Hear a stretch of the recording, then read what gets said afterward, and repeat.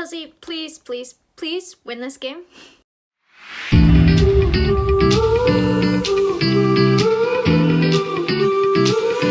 Hey guys, welcome back for yet another match preview. It is an absolutely massive game. I feel like we were just covering the Champions League and it's back already. Porto versus Chelsea. There's so much to talk about. Before I get into all of it, please make sure to subscribe to my channel. I'm going to be posting a lot of videos with all of the upcoming fixtures, and this fixture is just too good. It's just too good. So without further ado, let's get into the rest of the video. Looking at this tie, on paper, I think that this was probably the most favorable fixture that Chelsea could have drawn in the Champions League. But that's not saying that it's going to be an easy match at all. At this stage in the Champions League, no game is an easy match. Every team wants to go for it and to win it. And this Porto side beat Juventus, so really there's no way that it's going to be just a walk in the park for Chelsea. So taking a look at that game versus Juventus, I want to kind of break down what happens there. So in the first leg, Porto won 2-1, and the second leg was just absolutely insane. They actually lost 2-3. The game went to extra overtime and they scored to get that extra away goal, so they went through on away goals. But it was really a very impressive game from their side. They went down to 10 men around 50 minutes and they were able to defend really well. They went to about a back six, so that they made it extremely difficult for Juventus to try to create anything or break through. They were very well organized, and I think that speaks a lot about their team, because we've seen just how quickly a team like Chelsea can self-capitulate after going down to 10 men. So it was really impressive that they were able to keep going, hold on to it, and eventually go through on away goals. Taking a look at their form going into this game, they have 4 wins in their last 5 in the league. They currently sit second in the Primeira Liga. That didn't sound Portuguese, that sounded more Italian, but I tried my best. And another small boost for Chelsea is that they're going to be without 2 of their best players through suspension. So I'm probably completely butchering it here, but Sergio Oliveira, he has 5 goals in the Champions League so far this season, 12 goals and 5 assists in the league. And Taremi has just 1 goal in the Champions League, but 10 goals and 5 assists in the league so far this season. So they're going to be without those 2 players. It's going to be a blow for them. But look at Chelsea. They were against Atletico, who were without some of their best players. Chelsea were without some of their best players. So it all, I feel like, evens out in the end, but that is just a little bit helpful for Chelsea. So from a Chelsea perspective, Chelsea will definitely be looking to progress in this competition. I also joked about it on Twitter that I thought that like Real Madrid versus Chelsea just seems to be written in the stars, because you just have so many players that have played for both sides. But not getting ahead of ourselves. I'm not trying to get ahead of ourselves. I just thought that it was funny. Looking at this Chelsea side, they need to rebound from that embarrassing 5-2 loss against West Brom. I am hoping that that's just a blip in the Chelsea fabric of this season, so to speak. I do really trust in Thomas Tuchel. I think that he's going to have a game plan, and I think that he's able to look at the strengths and weaknesses of the players, see how they've trained this week, who's really willing to fight to get back into a winning way and put that game behind us. So it's going to be very interesting. In his press conference, he said that Christian Pulisic is back, that it was just preventative, that he came off, and that hopefully prevented an injury from happening. I don't think that we're going to see Pulisic starting, probably going to be too early, and you just don't want to exacerbate that. I feel like he's trying to force himself to come back so quickly because he just wants to play and he wants to be a massive part of this Chelsea team. But I would rather that he rests and doesn't force anything and tries to stay injury free. Tammy Abraham is back in the side, and it seems that N'Golo Kante also will be available from the bench, which, you know, I think we all want to see N'Golo Kante starting this game.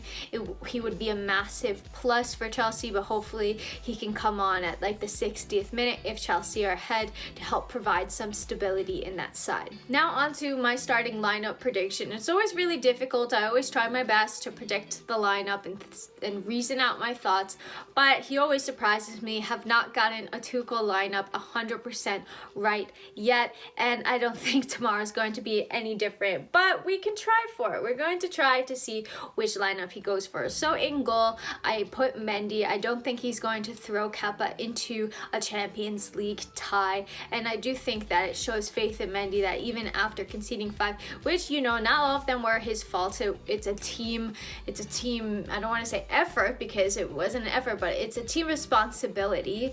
And so I do think that Mendy will be in goal. And looking at this defense, it really gets tricky. So starting at the center backs, I think the only one that's really tacked on there is Azpilicueta. He's really made that right center back position his own.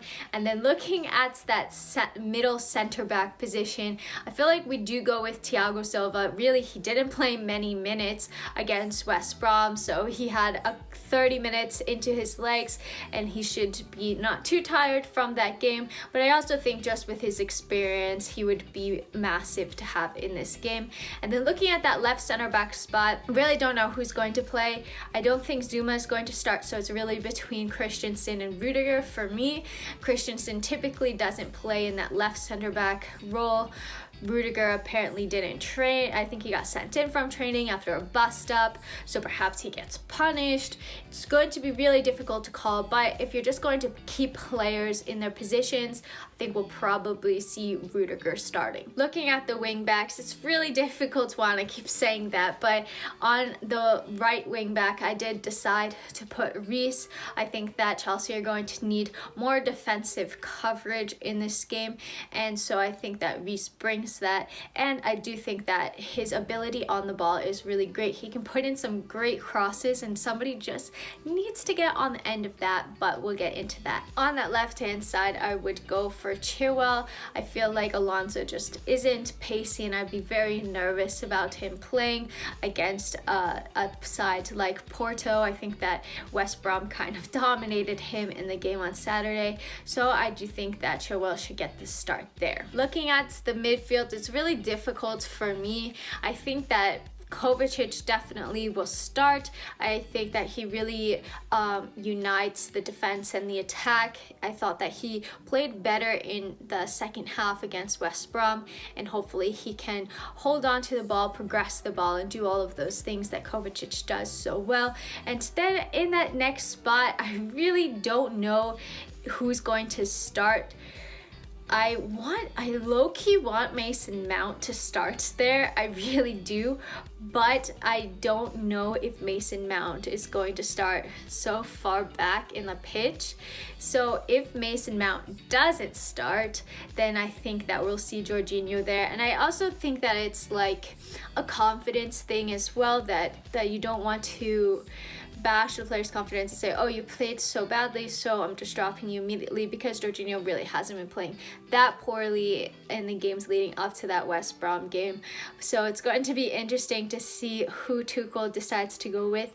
If I had to make a bet, I would say he probably just sticks with Jorginho and Kovacic, and they also have a lot to prove after the game on Saturday as well. Looking up front, I feel like Mason Mount has to be in this team. So if Jorginho is playing, then I think that Mount will start, and it will be a Mount Ziyech Giroud situation. I think Giroud, for his height, for his experience, if you have Reece James, you can have the crosses going, but you never know. We've seen Timo Werner playing a lot, so Timo Werner may perfectly play as well. There are just so many options wins.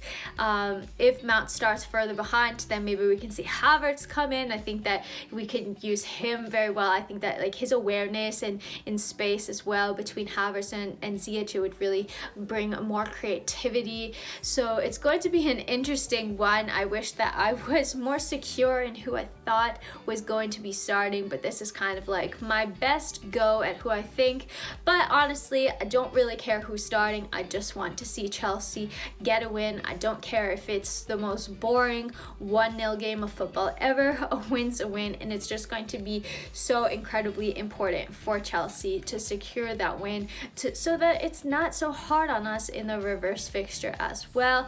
Massively important to get that big away goal, because we know how much those can count for as well. Overall, it's a weird feeling because I feel like Chelsea tend to play better against bigger sides than they do against smaller sides, so they can beat a team like Liverpool or Atletico Madrid, but they can't beat a team like West Brom and they get smashed. So I do hope that the first Chelsea is going to show up in this tie. It's going to be a nervy game. I'm always nervous for these Chelsea games, but I do think it's going to be a pretty, good game of football, and hopefully Chelsea can come out with a win. I am going to go 2-1. I feel like Porto probably have a goal in them, but I'm hoping with the loss of their two main attacking threats that they will struggle to find the back of the net. But let's see. So let me know your thoughts, who you think is going to start, what your score predictions are. I love hearing all of it. If you like this video, don't forget to subscribe to my channel. Drop my video a like because it helps me out a lot and helps other people find my channel. And until next time, I'm out.